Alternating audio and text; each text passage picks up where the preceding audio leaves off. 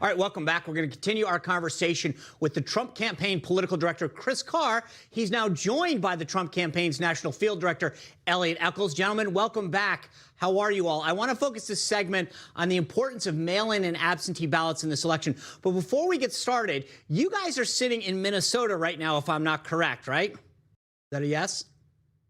Yes. Okay.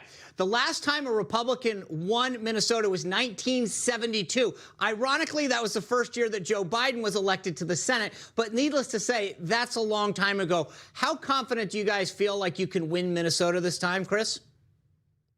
We feel very confident. I mean, just the energy on the ground. We've been on the ground for 2 days now. We were at one of our Asian Pacific American office openings last night. I mean, literally, the people were outside in the parking lot because the office was so crowded. We're in areas and we're in communities that the Republican Party and a Republican presidential candidate, or even in this case, president, has never been before. So we feel very confident. And just seeing the internal polls and now public polls, we have a lot of momentum in Minnesota. Elliot, I want to talk to you a little bit about mail-in vote versus absentee ballot and explain that to me for a second. The interesting thing, though, I want to start with you this. If I listen to the mainstream media, and I don't know why anyone would, I'd hear that the Trump campaign and President Trump's against mail-in ballots, right? That's the narrative. But I got this in the other day from the post office. It explains how I should vote by mail if I want to and the procedures from the U.S. mail. Then I got this from the Trump campaign, and it's a mailer, and it says, this is Donald Trump on the front, he wants me to return this. And then here is the application for an absentee ballot. So what are you guys doing? Because if I listen to the media, they're telling me that President Trump's against mail-in ballots, and that's not what I should do. That's not what the Trump campaign wants to happen. But the evidence doesn't suggest that. What are you guys doing in terms of mail-in ballots and absentee ballots? Well, yeah, first of all, you're correct, Sean. We are mailing a lot of those ballots right now, but there's a difference between the universal mailing of ballots, like what happened in Chris Carr's home state of Nevada, where the governor kind of unilaterally changed some of the laws and just mailed out live ballots to everyone. You saw them laying on the strip. You saw them everywhere. The president, we are against that. What we're in favor of, though, is in-person early voting, but also safely and securely voting with your absentee ballot. This is a process that a lot of states, like Florida, for example, they've done this for years, and our voters have safely and securely voted this way in previous elections.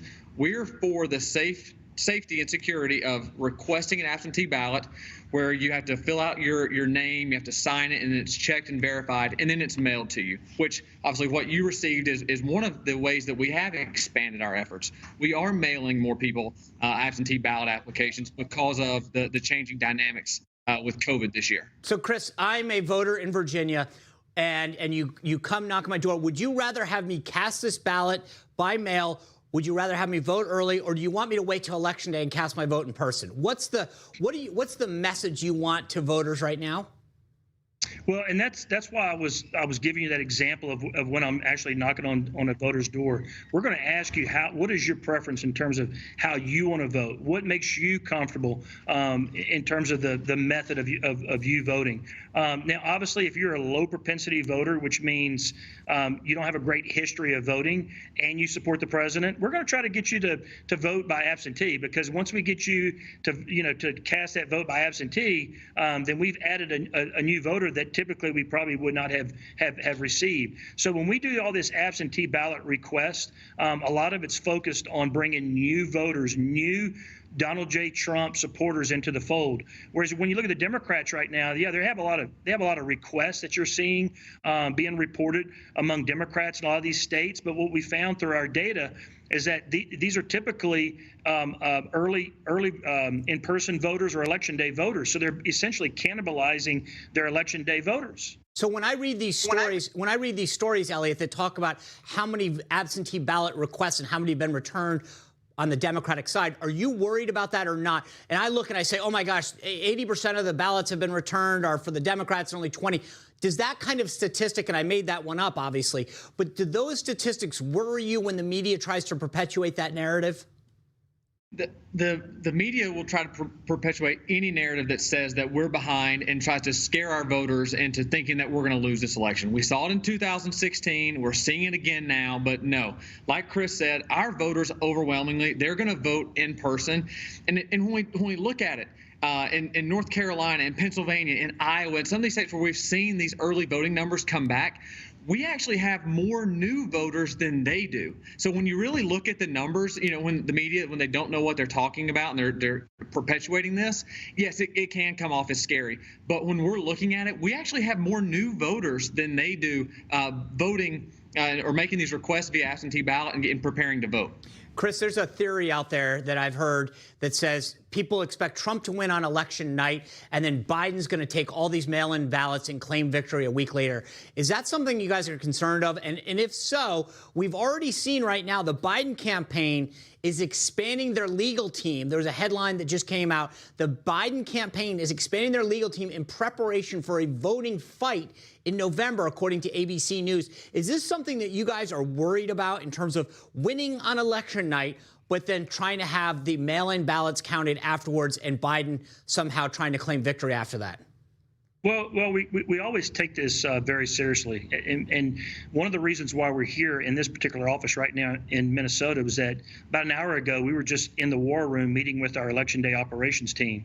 So when they're talking about their enormous legal team, well, guess what? We're going to have the largest legal team between the RNC and the campaign, because we are not going to let this election be stolen from us. With all the hard work that we've done and all the support for the president and the enthusiasm that we enjoy because of our great president, we're not going to let this election be stolen from us.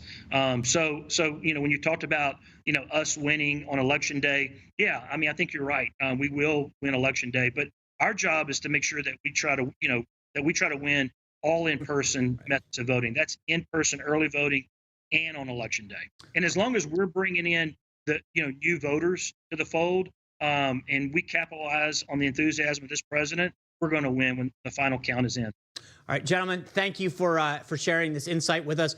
Stay safe on the campaign trail. Hope to check in back with you in these final 50 days. Thank you, Sean. Good seeing you. All right, great to see you both.